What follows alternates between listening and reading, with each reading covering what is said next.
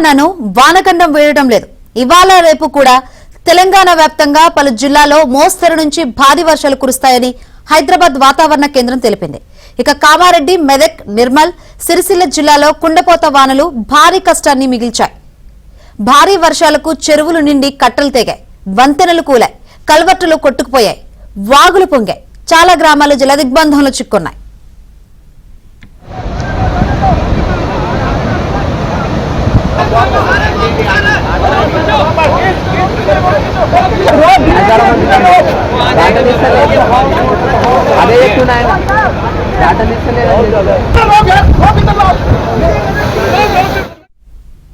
భారీ వరదలతో కృష్ణా, గోదావరి నదుల్లో వరద ఉధృతి పెరుగుతోంది. కృష్ణా, గోదావరి నదులపై ఉన్న ప్రాజెక్టులకు వరద పోటెత్తుతోంది.